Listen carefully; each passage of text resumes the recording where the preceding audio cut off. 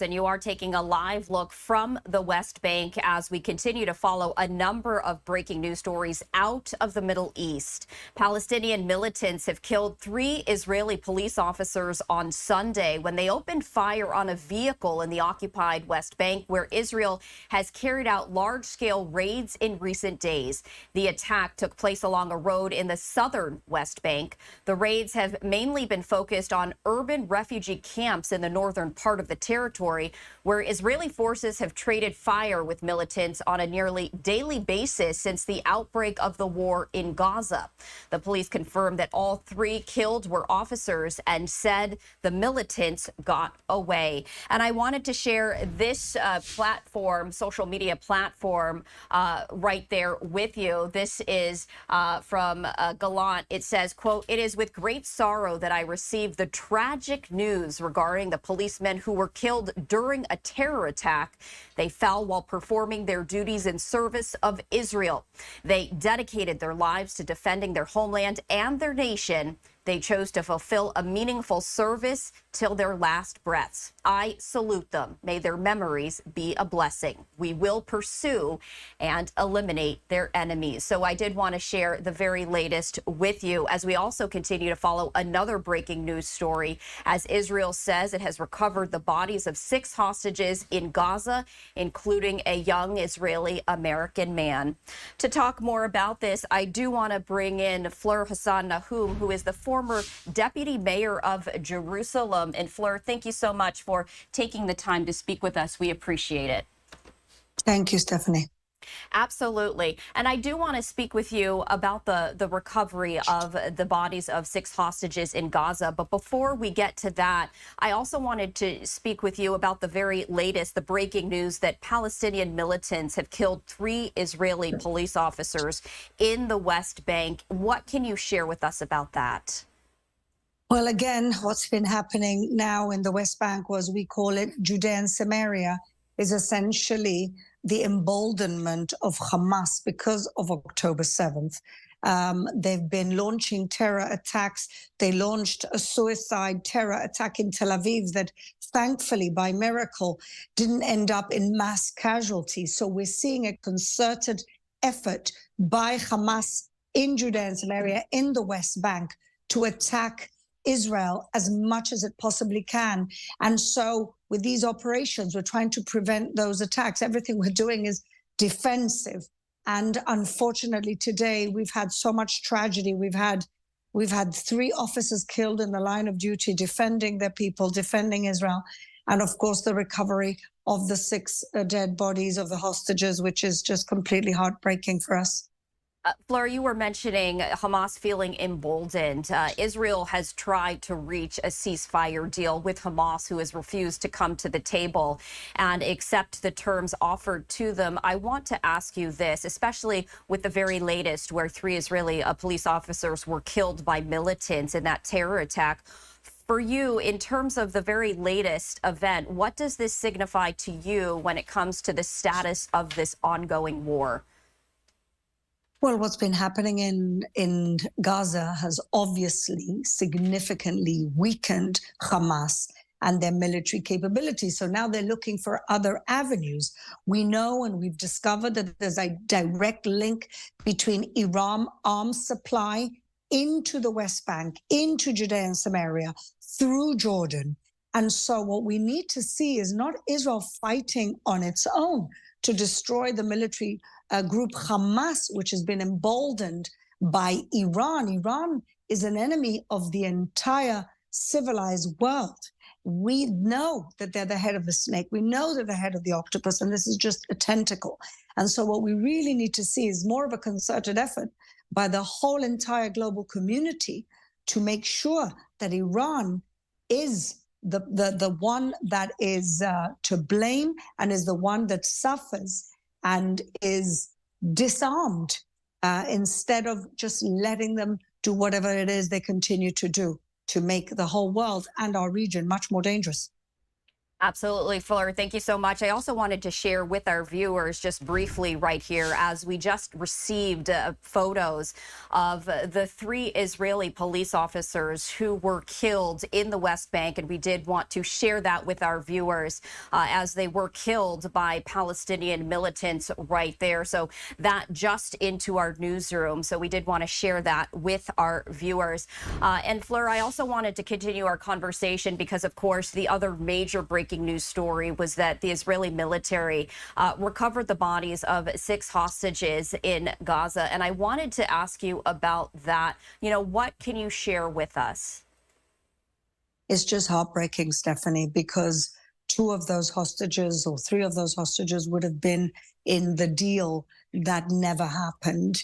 I myself, my family are close to the Goldberg Polins. I've known Hirsch since he was a kid. And we're just completely heartbroken. We lived in hope that he was going to come out. The parents have left no stone unturned, as every single parent has.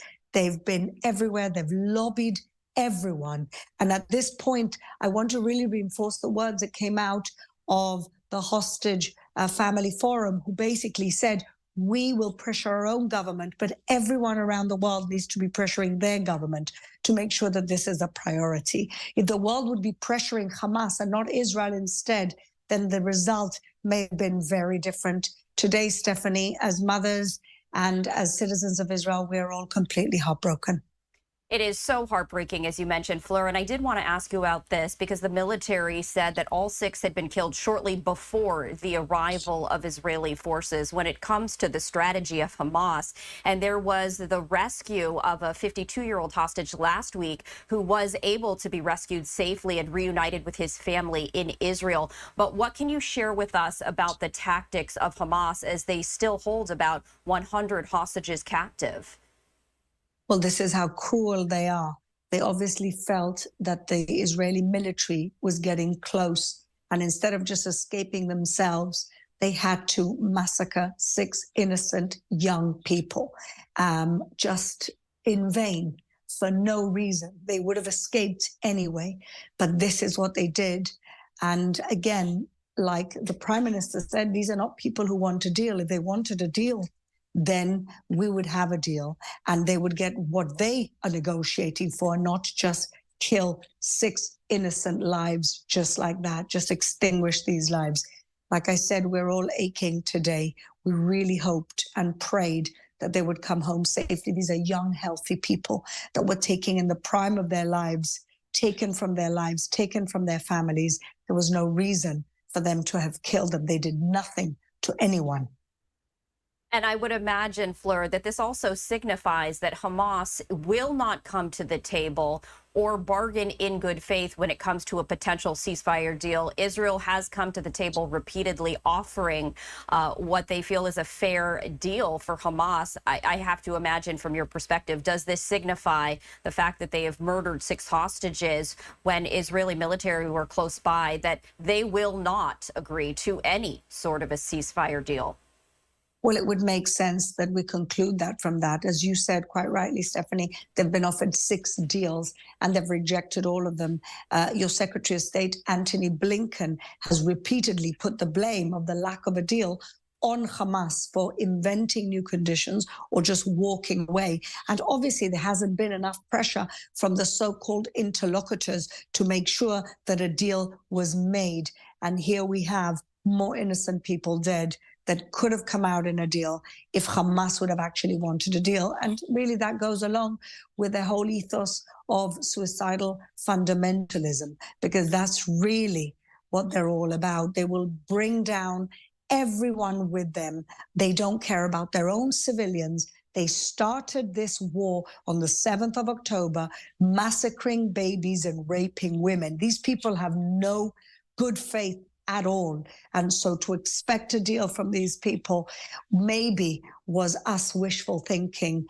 Maybe there was some type of realistic prospect. But today we've seen that they're not interested in anything except killing innocent lives and burning everything down along with them.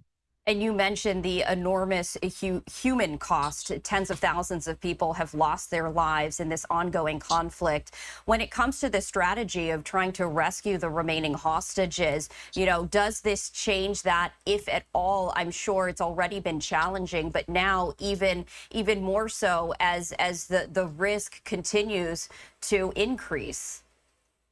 Well, we know, we have intelligence that Yahya Sinwar himself is surrounded with 22, 25 hostages that he takes with him wherever it is he escapes next to. That his insurance policy. And as a result, even if Israel knows where he is, they will not burn down wherever he is standing at, because we don't, of course, want to bring our own casualties along with bringing him down. And so that, he knows, is his insurance policy. I was hoping that those people who we found today, those innocent lives, were also part of that hostage deal that would have been surrounding Sinwar and would have survived this terrible, terrible tragedy, this murder. Fleur, before we let you go, is there anything else that you would like to share with our Live Now from Fox viewers? Well, like I said earlier, Stephanie, the UN have been completely useless here. The EU have been victim blaming Israel from the beginning. We need more international pressure. Remember, Qatar funds, facilitates, and hosts Hamas. The US have a military base in Qatar. The Europeans have multiple business interests in Qatar, as do America. So we could be putting more pressure to the people who can actually affect a deal. All right, Fleur, as always, we do appreciate you joining us here on Live Now from Fox. Thanks, Stephanie.